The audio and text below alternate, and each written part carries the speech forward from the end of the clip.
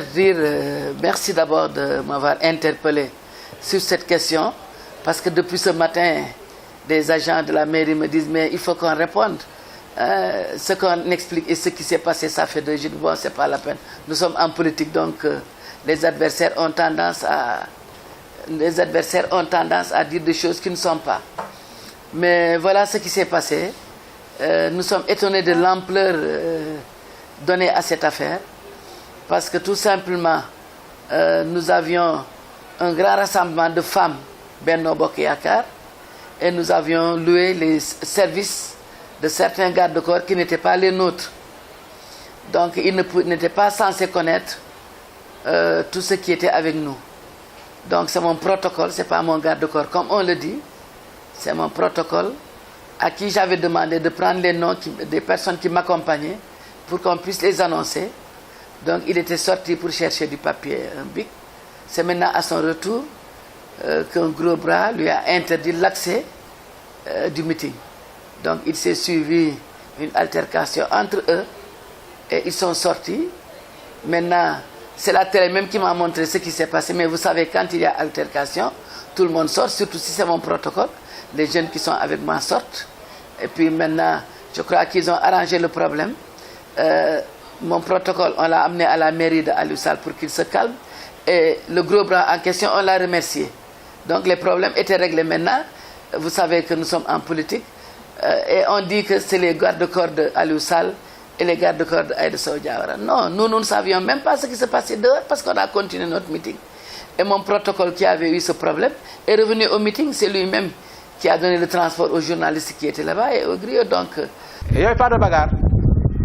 Et ça m'a étonné quand j'ai vu TFM, on sortit ça et quelqu'un m'a dit également, Walfadjri a sorti ça. Donc il n'y avait pas de bagarre. Et quand ils disent que j'ai perdu mon gauche, mais ça y est, de ma jàmm xanaa damay waaj a dellu Makka.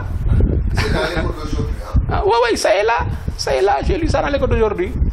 C'est pourquoi depuis ce matin j'appelle Madou, qui est mon jeune frère quand même, qui me connaît très bien, et puis qui a toutes mes coordonnées. Je pense qu'il allait faire comme certains journalistes que je salue vraiment de leur professionnalisme, quand ils ont appris les choses, comme ils me connaissent, souvent je travaille avec eux, ils m'ont appelé, je leur ai expliqué, c'est pourquoi il n'y a que le journal Les Échos qui a mis ça dans son journal à la une. Et c'est ce qui n'est pas vrai. C'est pourquoi depuis ce matin j'appelle Madou pour l'éclaircissement, mais à Vennes, je n'arrive pas à le joindre. On montre à la télé, nous surprend évidemment, parce que ce qu'on montre en train de se battre, ce sont les jeunes qui étaient avec moi. Je leur ai dit, mais heureusement qu'il n'y avait pas d'armes, sinon le syndrome de certaines personnalités dont on avait arrêté les fils et autres parce qu'ils étaient impliqués dans une histoire, j'aurais subi le même sort. Et le gauche, je vous le dis, depuis hier, il m'appelle pour présenter ses excuses. Il a même demandé pour venir me trouver ici pour présenter ses excuses. Pour vous montrer que c'est une chose qui devait se passer. C'est des gosses qui n'ont rien compris. C'est des gosses qu'on prenne comme des gardes-corps qui étaient devant la porte, alors qui barraient des responsables. Je lui dis que mes jeunes hommes, faites attention parce que ces gens-là, il faudra nous regarder avant de barrer quelqu'un.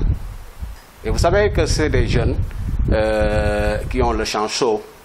Je demande catégoriquement, je sais qu'il y a eu bagarre, c'est normal entre jeunes, mais il n'y a pas eu de blessés comme on le dit, il n'y a pas eu d'armes. Vous avez vu vous-même la télé, c'était des bras qui partaient et qui venaient. Et puis, si j'aurais compris, si c'est les leaders qui se disputaient, si par exemple il y a eu une bagarre entre Aliou Sall et moi, ou bien entre nos militants, mais c'est entre garde-corps et chauffeurs et autres. Mais ça vraiment, je ne vois pas l'importance qu'on peut donner à cette bagarre, jusqu'à ne pas montrer notre meeting qui s'est très bien passé, qui a amassé beaucoup de monde. Il y avait plus de 1000 personnes, mais on n'a pas montré ce meeting, on a montré seulement la bataille entre chauffeurs, garde-corps. Mais ça vraiment, je crois que c'est... On informe, il faut informer juste. Il y avait plus de peur que de mal. Tous ceux qui étaient au meeting sont là en bas, vous les avez vus. Et Sow dont on parle, on dit qu'on lui a pris un œil. Il était là tout de suite. Je viens de l'envoyer, il va revenir. Voilà. À un moment, j'ai dit, je vais voir ce qui se passe. Certains m'ont dit, si tu sors, tout le monde va te suivre, ça va être un autre problème. Voilà.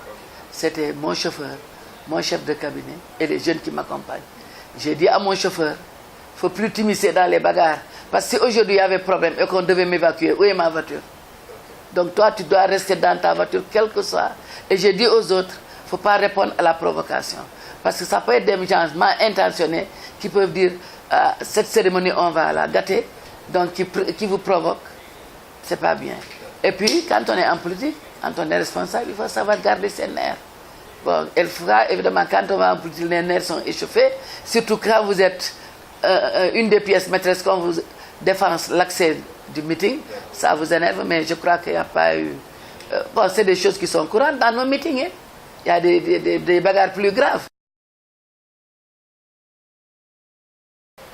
Non, Aliou Sall s'est même levé. On l'a retenu pour lui dire qu'est-ce que tu vas faire. Il me dit je vais voir ce qui se passe. On dit non, si vous vous levez, le meeting va être gâté. Si les personnes, ce qu'elles cherchaient, ça va être gâté. Mais Aliou Sall a fait appeler, je crois que vous étiez là-bas comme journaliste, vous avez entendu à la radio qu'on disait amenez-nous Sow, demandez à Sow de revenir. Sow est revenu, il nous a présenté ses excuses, il n'y a pas eu de problème.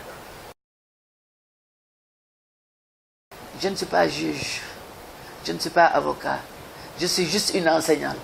Donc je ne vais pas m'immiscer dans un problème qui est pendant devant la justice. Je n'ai vraiment pas d'objection à dire.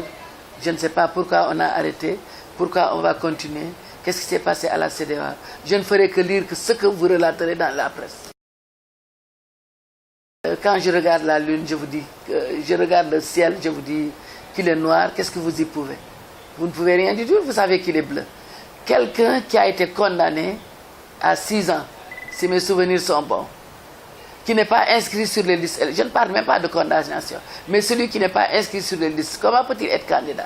Il faut être électeur pour être candidat.